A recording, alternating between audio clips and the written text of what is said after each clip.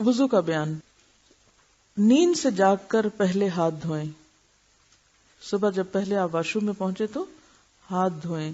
حضرت ابو ہریرہ رضی اللہ عنہ سے روایت ہے کہ رسول اللہ صلی اللہ علیہ وسلم نے فرمایا وَإِذَا اسْتَيْقَظَ أَحَدُكُم مِّن نَّوْمِهِ فَلْيَغْسِلْ يَدَهُ قَبْلَ أَن يُدْخِلَهَا فِي وَضُوئِهِ فَإِنَّ أَحَدَكُمْ لَا يَدْرِي أَيْنَ بَاتَتْ يَدُهُ. جب تم نیند سے جاگو تو اپنا ہاتھ پانی کے برتن میں نہ ڈالو جب تک کہ اس کو 3 بار نہ دھو لو، کیونکہ تم نہیں جانتے کہ اس ہاتھ نے رات کہاں گزاری ہے.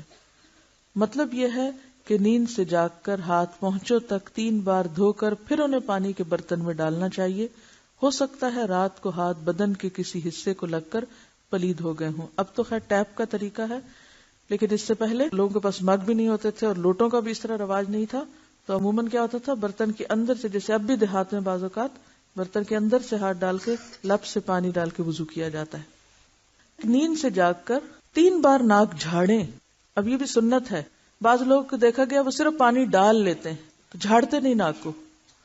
سیدنا ابو ہریرہ رضی اللہ عنہ روایت کرتے ہیں کہ رسول اللہ صلی اللہ علیہ وسلم نے فرمایا جب تم نیند سے بیدار ہو پھر وضو کا ارادہ کرو تو پانی چڑھا کر 3 بار ناک جھاڑو، کیونکہ شیطان ناک کے بانسے میں رات گزارتا ہے. سونے والے کے ناک کے بانسے میں شیطان کی رات گزارنے کی اصلیت اور حقیقت اللہ ہی بہتر جانتا ہے. ہمارا فرض ایمان لانا ہے کہ واقعی شیطان رات گزارتا ہے. اور اگر دیکھا جائے تو ساری غلاظتیں جو ہیں ہوا کی یا پولوشن کی، وہ سانس لیتے وقت ناک میں ہی جمع ہوتی. تو اگر آپ ناک جھاڑیں گے تو وہ سب کچھ صاف ہو جائے گا. اور اس کا بھی طریقہ کیا ہے کہ اگر آپ ایک جیسے دایاں پہلے جھاڑ رہے ہیں تو بائیں کے اوپر آپ انگوٹھا اگر رکھ لیں تو پورے کا پورا جو ہے وہ پہلے ایک طرف سے اور پھر دوسری طرف سے اور پھر دونوں طرف سے برابر. تو اس سے آپ دیکھیں گے کہ کان اور ناک اور یہ پورے سائنسز ہر چیز کھل جائے گی آپ کی، یعنی پیچھے تک آپ کا دماغ جو ہے وہ ایکٹیو ہو جائے گا. کیونکہ جب ہم دونوں طرف سے اکٹھا ہی جھاڑ لیتے ہیں نا تو اس سے کیا ہوتا ہے کہ وہ پوری شدت کے ساتھ نہیں صفائی ہوتی. مسنون وضو کی مکمل ترتیب. وضو کے شروع میں بسم اللہ ضرور پڑھنی چاہیے، کیونکہ رسول اللہ صلی اللہ علیہ وسلم نے صحابہ کرام سے فرمایا بسم اللہ کہتے ہوئے وضو کرو. واضح رہے کہ وضو کی ابتدا کے وقت صرف بسم اللہ کہنا چاہیے. الرحمن الرحیم کے الفاظ کا اضافہ سنت سے ثابت نہیں. نبی صلی اللہ علیہ وسلم نے فرمایا جو شخص وضو کے شروع میں اللہ کا نام نہیں لیتا اس کا وضو نہیں. رسول اللہ صلی اللہ علیہ وسلم جوتی پہننے، کنگھی کرنے، طہارت کرنے اور غرض تمام کاموں میں دائیں طرف سے شروع کرنا پسند فرماتے. یہ عادت بھی ہمیں ڈالنی ہے. کیا؟ ہر کام دائیں جانب سے. پھر دونوں ہاتھ پہنچوں تک 3 بار دھوئیں. ہاتھوں کو دھوتے وقت ہاتھوں کی انگلیوں کے درمیان خلال کریں، یعنی صرف اوپر سے نہیں دھوئیں بلکہ اندر کے حصوں کو بھی گیلا کریں، انگلیوں میں انگلی ڈال کے.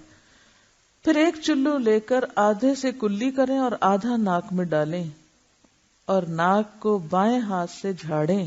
یہ عمل 3 دفعہ کریں. پھر 3 بار منہ دھوئیں یعنی چہرہ. پھر ایک چلو لے کر اسے ٹھوڑی کے نیچے داخل کر کے داڑھی کا خلال کریں. پھر دایاں ہاتھ کوہنی تک 3 بار دھوئیں. پھر بایاں ہاتھ کوہنی تک 3 بار دھوئیں. ایلبو کو کہتے ہیں کونی، اور یہ جو ہڈی ہے یہ شامل ہونی چاہیے اس میں. پھر سر کا مسح کریں. دونوں ہاتھ سر کے اگلے حصے سے شروع کر کے گدی تک پیچھے لے جائیں، یعنی جہاں تک بالوں کی جڑیں ہیں. پھر پیچھے سے آگے اسی جگہ لے آئیں جہاں سے مسح شروع کیا تھا. یعنی جیسے خواتین کے بال لمبے ہوتے ہیں یا ان کے الجھنے کا ڈر ہوتا ہے تو آپ اس کو اس طرح کر کے بھی آہستہ آہستہ لا سکتے ہیں. ضروری نہیں کہ پورے بال پیچھے سے آگے الٹائیں. آپ نے سر کا 1 دفعہ مسح کیا. سر کا مسح 3 بار نہیں 1 بار، لیکن پورے سر کا مسح. پھر کانوں کا مسح اس طرح کریں کہ شہادت کی انگلیاں دونوں کانوں کے سوراخوں سے گزر کر کانوں کی پشت پر انگوٹھوں کے ساتھ مسح کریں. کانوں کا مسح اس طرح کریں کہ شہادت کی انگلیاں دونوں کانوں کے سوراخوں سے گزار کر کانوں کی پشت پر انگوٹھوں کے ساتھ مسح کریں. انگوٹھے پیچھے اور شہادت کی انگلی سوراخوں کے اندر. پھر دایاں پاؤں ٹخنوں تک 3 بار دھوئیں اور بایاں پاؤں بھی ٹخنوں تک 3 بار دھوئیں. یعنی اگر آپ ٹیپ کے آگے بھی دھو رہے ہیں تو اس کو 3 دفعہ پاؤں کو ہلا لیں، اور اگر آپ پانی ہاتھ سے ڈال کے کر رہے ہیں تو 3 چلو ڈال لیں. جب وضو کریں تو ہاتھ اور پاؤں کی انگلیوں کا خلال کریں، یعنی پاؤں کی انگلیوں کے اندر بھی انگلی ڈالیں، چھوٹی انگلی. مستورد بن شداد رضی اللہ عنہ روایت کرتے ہیں کہ میں نے رسول اللہ صلی اللہ علیہ وسلم کو وضو کرتے ہوئے دیکھا کہ آپ اپنے پاؤں کی انگلیوں کا خلال ہاتھ کی چھنگلی یعنی چھوٹی انگلی سے کر رہے تھے. حضرت عبداللہ بن عمر نے فرمایا کہ اگر زخم پر پٹی بندھی ہوئی ہو تو وضو کرتے وقت پٹی پر مسح کر لے اور ارد گرد کو دھو لے. یعنی مثلا بازو پر اگر پٹی بندھی ہوئی ہے تو جتنا حصہ پٹی کا ہے اس کو تو مسح کر لیں اور باقی حصے کو دھو لیں. اگر ٹیپ کے نیچے لے جانا ممکن نہ ہو تو ہاتھ سے پانی ڈال کے اس کو دھو لیا جائے. پٹی نہ بھی بندھی ہو تو بھی مسح کر لیں. ٹھیک ہے نا.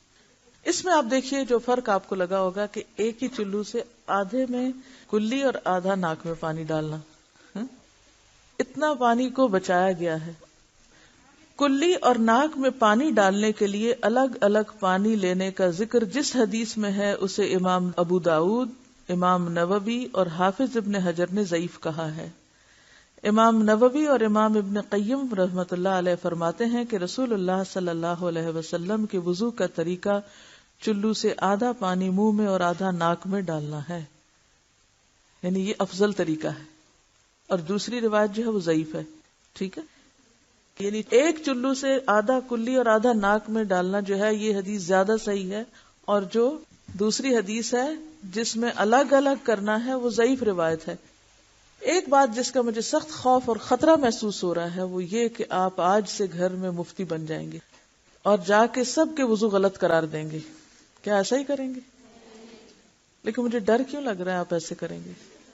ہاں دیکھیے، آپ فقہ اسلامی پڑھ رہے ہیں، یہ جان رہے ہیں کہ فقہ کی اصل بنیاد قرآن اور سنت میں صحیح حدیث ہے اور پریفرنس ہماری صحیح احادیث پر ہے، اور پھر سارے ذخیرے کو کھنگال کر جو چیزیں صحیح کے درجے پہ پوری اتر رہی ہیں ان کو اختیار کرنا ہے. اب یہ آپ تو ایک پروسیس سے گزر کر آپ ایک چیز کو لے رہے ہیں، ڈھونڈ کے سب جان کے پھر آپ کہہ رہے ہیں ہاں ٹھیک ہے میں یہ لے سکتی ہوں. لیکن جنہوں نے یہ سب جانا نہیں پڑھا نہیں ان پر آپ مسلط تو نہیں کر سکتے نا کچھ.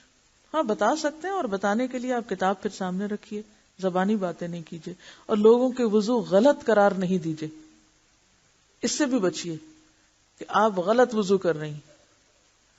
آپ یہ کہہ سکتی ہیں کہ آپ نے اگر صحیح حدیث کا انتخاب کر کے بہتر وضو کیا ہے تو دوسرے کا غلط نہیں ہے.